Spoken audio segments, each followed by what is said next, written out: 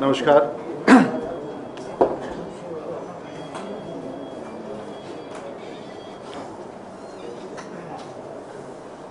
2008 में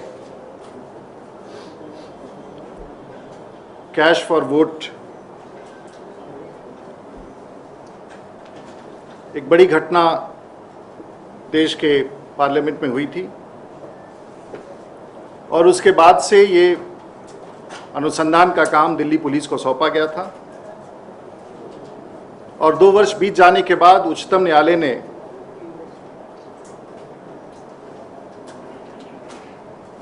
उस पर बहुत कड़ी टिप्पणी की।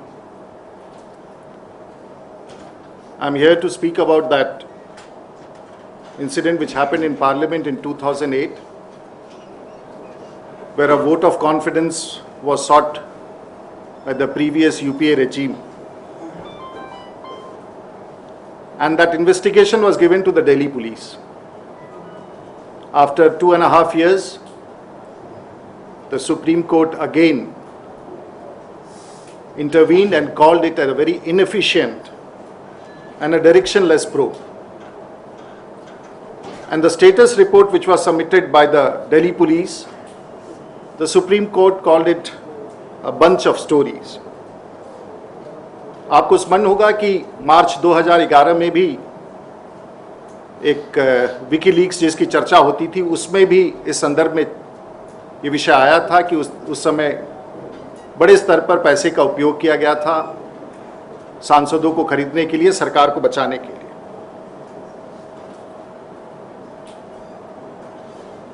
और पूर्व चुनाव आयुक्त श्री लिंगदो ने इस और उनके साथ 13 अन्य लोगों ने याचिका दायर की थी। But here I would just like to place a fact कि कोई भी अनुसंधान देश और दुनिया के किसी कोने में होता है तो उस अनुसंधान का उद्देश्य होता है कि उसमें सच्चाई निकाला जाए। लेकिन यहां एक ऐसा अनुसंधान किया जा रहा है जिसमें यह प्रयास किया जा रहा है कि सच्चाई को छिपाया जाए, और यह इस अनुसंधान की खासियत है। और भारतीय जनता पार्टी इस आरोप को इसलिए लगाती है कि आपको स्मरण होगा कि जिस समय यह घटना पार्लियामेंट में हुआ था, उस समय स्वयं देश के प्रधानमंत्री ने साफ कह दिया था, the prime minister himself had very categorically stated that they are not involved in any unlawful action in the vote of confidence. 2008 में सदन के भीतर ही प्रधानमंत्री ने कहा था कि वो किसी भी तौर पर इस वोट ऑफ कॉन्फिडेंस के लिए किसी अनियमितता में नहीं है। उन्होंने इस बात का प्रमाण तभी दे दिया था। तो स्वाभाविक है जब देश का प्रधानमंत्री जो सबसे शीर्ष कुर्सी पर बैठा हो वो स्वयं ही इस अनुसंधान की घोषणा कर देता हो, तो किसी भी पुलिस के लिए या किसी भी सरकार के लिए और अनुसंधानकर्ता के लिए कठिन होगा कि उस अनुसंधान को जारी रखें। सौभाग्यवश उच्चतम न्यायालय ने प्रधानमंत्री की उस टिप्पणी को स्वीकार नहीं किया। इस अनुसंधान का काम दिल्ली पुलिस को सौंपा गया। But 2 facts are evident. One, possibly Delhi police has taken the note of the Prime Minister's statement, which possibly reflects the reluctance to conduct the investigations.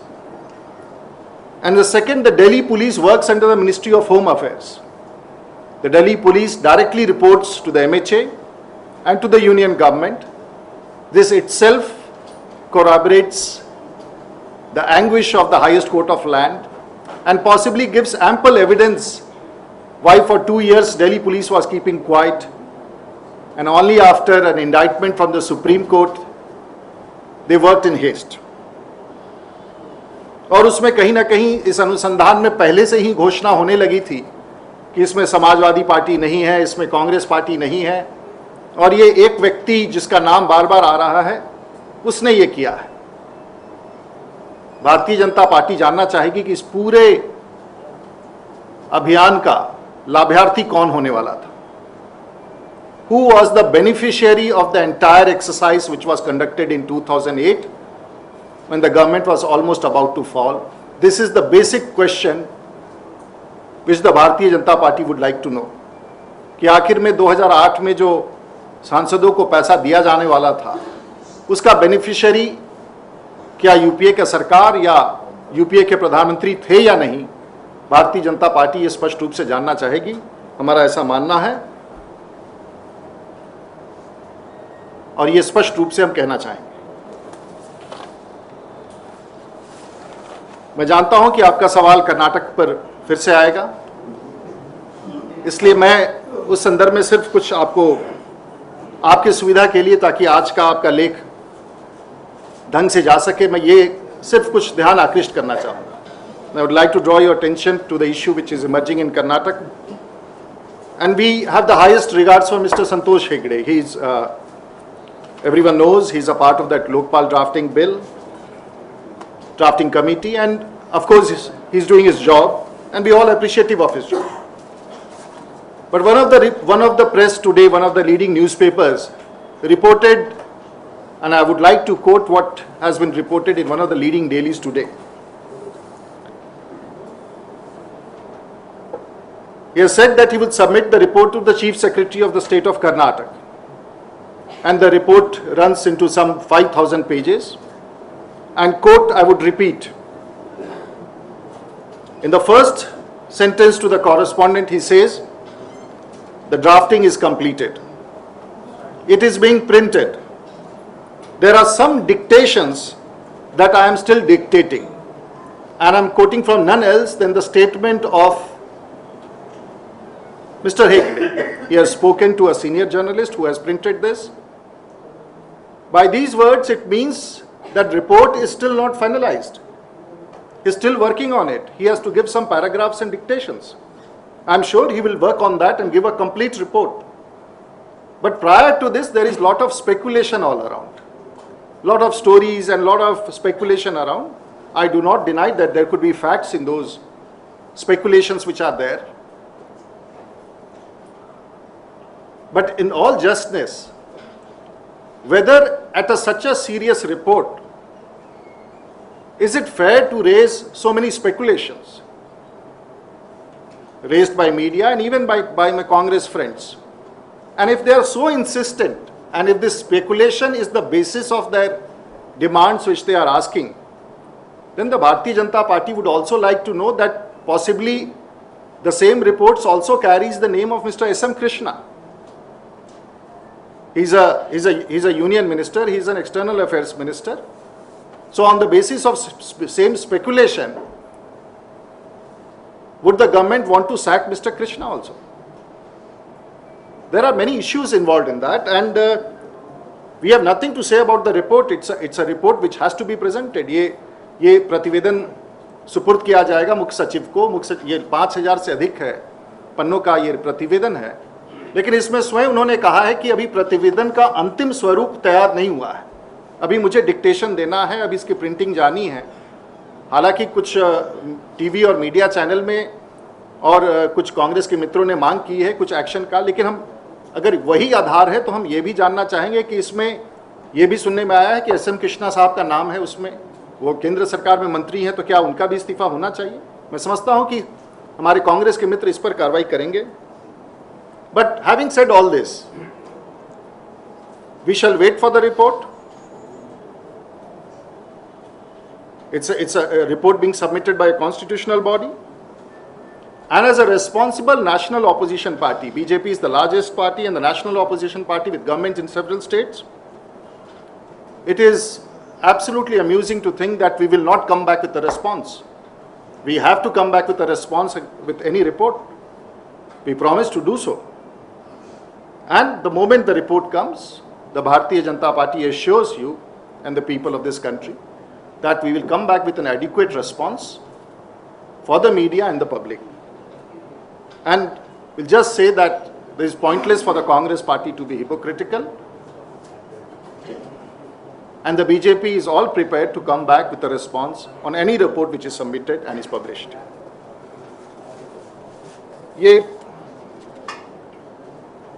Are you suggesting that you I have not finished, my friend, just a second. और साथ साथ कांग्रेस के मित्रों को थोड़ा सा स्मरण करा दें कि हाल फिलहाल दिल्ली में भी एक राजकुमार चौहान उनके मंत्री थे जिनके विरुद्ध लोकायुक्त का प्रतिवेदन था, इसे गृह मंत्रालय ने राष्ट्रपति के यहाँ भेजा, उसे खारिज कर दिया गया। तो कई सारे सवाल उनके पास भी हैं और हम चाहेंगे कि वो समन्वय स्थापित करके इन शब्दों का दे जवाब। इसके अतिरिक्त इधर अमेरिका में डॉक्टर गुलाम नबी फाई को गिरफ्तार किया गया। उनकी संस्था कश्मीर अमेरिकन काउंसिल जो थी उसमें उसके ताल्लुकात पाकिस्तान के ISI के साथ और साथ साथ पाकिस्तान सरकार का भी उसमें भागीदारी बताई गई थी। And he was arrested for subverting and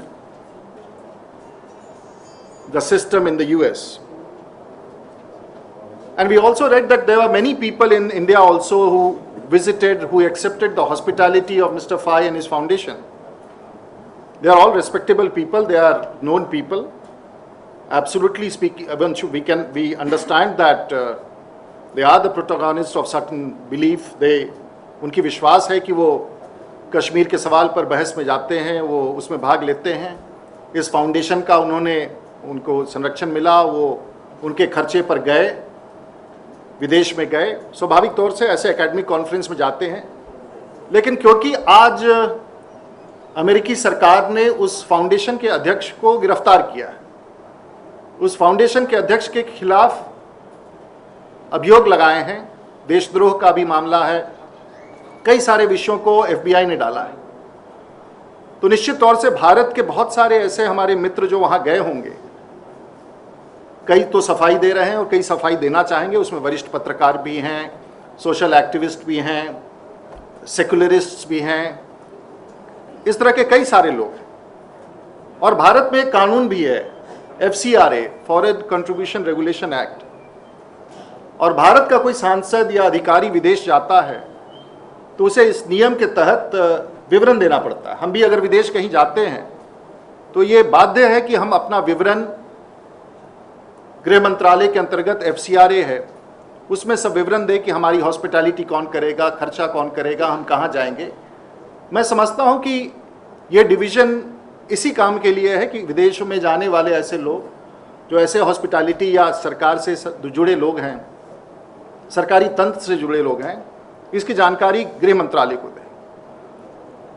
तो हमारी भारतीय जनता पार्टी का यह मानना है और मांग भी है कि निश्चित तौर से, क्योंकि ये अंतर्राष्ट्रीय सुरक्षा का मामला है, निश्चित तौर से FBI ने इस पर कार्रवाई की है। वैसे भी हम पड़ोस के देश जहाँ से बड़े पैमाने पर आतंक भारत में भेजा जाता है, कराया जाता है, तो निश्चित तौर से हम चाहेंगे कि गृह मंत्रालय और भारत की सरकार इस पर पूर्ण रूप से देश के लोग को आगाह करे कि आखिर कहीं ऐसा तो नहीं था कि इसमें कुछ और भी ताकतें थी।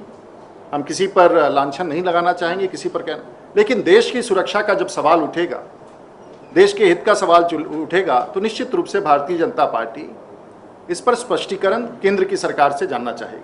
Would like to know the response of the government on issues arising out of the arrest of doctor Ghulam Nabi Fai, who was arrested by the FBI, and he has been happily inviting and extending hospitality to lot many Indians. Of course, we have absolutely nothing against them, but certainly in the interest of the country, the Home Ministry will come forth, and of course there is a provision of the FCRA in which details are given to the ministry for any such venture when people representing the government or even non-governmental organizations go. Even the funds coming to the non-governmental organizations are regulated under FCRA. So all this needs to be probed, all this needs to be seen, and it would be in the interest and the security of this country that these actions are probed. अभी NTRO, अभी हाल फिलहाल एक समाचार मिला है जिसमें हो सकता है कल तक, but possibly another scam is rocking the government. We have one more scam which is being alleged now that the PMO is involved in another alleged scam of unarmed vehicles, intelligence vehicles, which they say has been NTRO with the PMO. It's an intelligence agency. It's a matter of concern, the Bharatiya Janata Party, because it's also involved in international action against terror. So we'd like to know if there is a CAG report and there are issues which the PMO has been embattled now. It's being, many questions are being asked. So possibly there is another scam which is emerging in this, and it's a matter of another concern. So I'm sure in some more time we'll know more facts about it, but we just like to flag that possibly another scam shall rock this government again.